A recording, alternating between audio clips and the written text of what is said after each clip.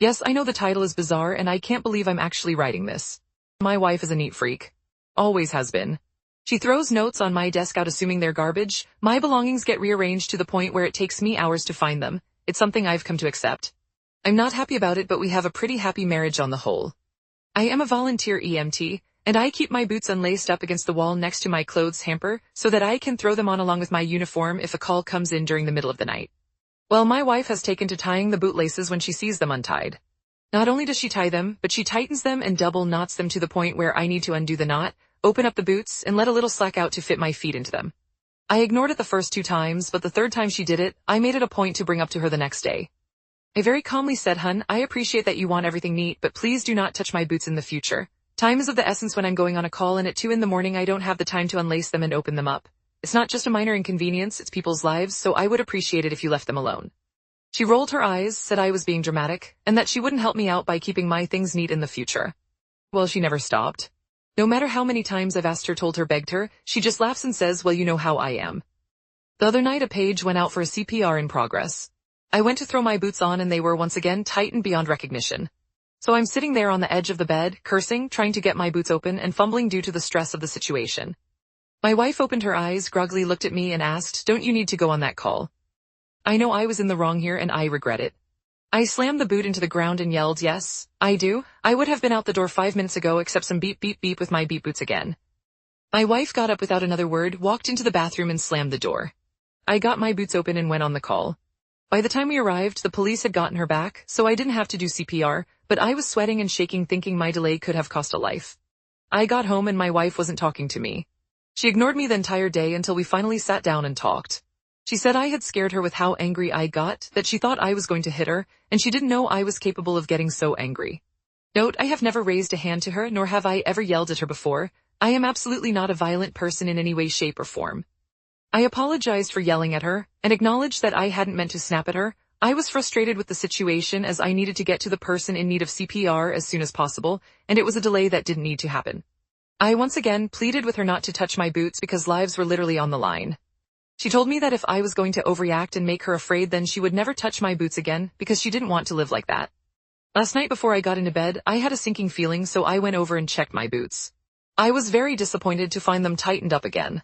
So I decided to show her how it felt. I went over to her closet and pulled out her running shoes. I unlaced the shoelaces on both of them, removed them from the shoes completely, curled them each into a little coil, put them inside the shoes, and put them back. I then went to sleep. At 6:15 I was woken up by my wife screaming, "How could you? Why would you do this?" holding up both laceless shoes with tears in her eyes. My wife likes to go for an early morning run, and I knew she would want to get out the door as soon as possible. I smiled and said, "You know how I am, I just like things neat." She continued sobbing and walked out of the room. So by the time she was all laced up again, it was raining, so she missed out on her run. I actually feel pretty terrible about that because I really only wanted to delay her, not ruin her plans completely. At this point, she's alternating between crying that I went out of my way to hurt her and ignoring my presence. I acknowledge that what I've done has been pretty childish and not at all constructive. I just don't know what to do. She said, through tears, "You admitted you were totally in the wrong for yelling at me, and then you turned around and took it out on me in a different way. What is wrong with you?"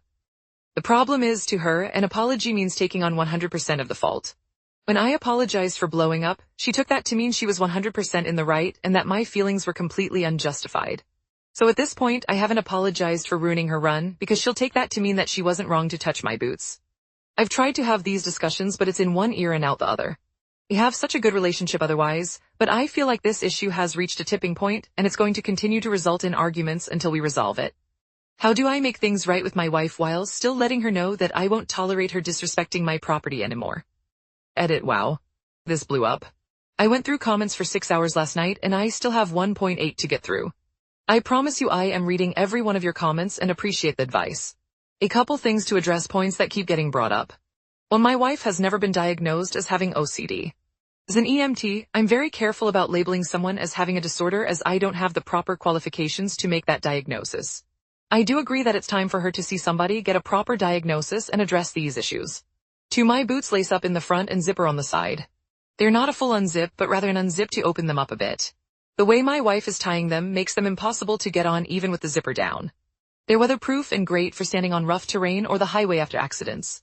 They're only about a year old and were actually a gift from my wife.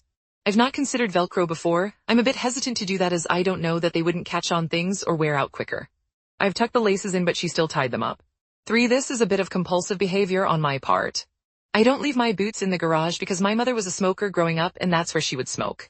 So I would end up with ashes in my shoes and having them reek of tobacco after. So I developed a habit of wearing them into my home. Also, if I leave them there, they're likely to get moved someplace safe where it will take me even longer to find them. Putting the boots in the closet, she found them and tied them. Putting them under the bed or out of sight, they were found, tied, and moved to the closet. 4. I honestly believe that a footlocker or any other kind of box would get moved to where I would have to wake her up to find it.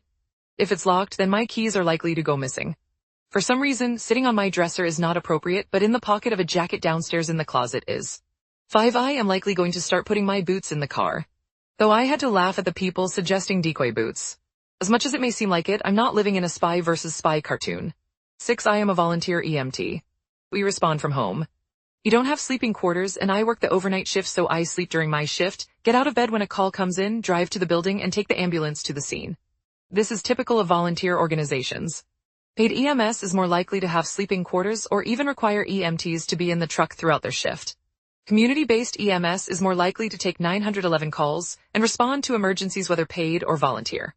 Private EMS is more likely to take transport requests such as to slash from dialysis or chemotherapy, as well as hospital to nursing facility discharges. 7. To those who have told me that I don't have the right to use the word life-saving, on my dress uniform I have pins for 3 defibrillator saves and 4 for CPR saves. I've crawled into a car wreck to open someone's airway and bag them until we could get them out. While transporting a patient, I recognized signs of internal injury and ordered we divert to a trauma center, where he was put directly into emergency surgery that saved his life. Did I do these things entirely by myself? No, of course not. I would never claim that I was the sole reason someone lived.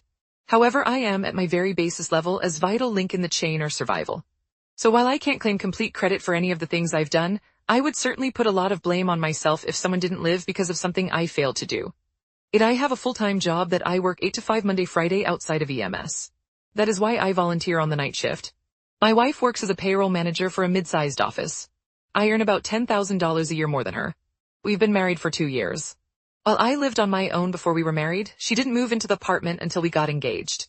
So I think to her that was my place, not ours, and she didn't really touch my things. I was with another EMS organization until we moved to a new town after our engagement. When we bought the house, I joined the local volunteer squad as an EMT. My wife regards my job as part of my identity while she sees the EMS as something I volunteer to do. She would say this is my husband, he is / job title / not this is my husband, he is an EMT. 9. Thank you for all the words on this post. You're all very kind. I appreciate so much that you took the time out of your day to acknowledge things and want to help me. TLDR wife keeps tightening my boots when I'm not wearing them, delaying me on ambulance calls. I finally had enough and she's calling my response abuse.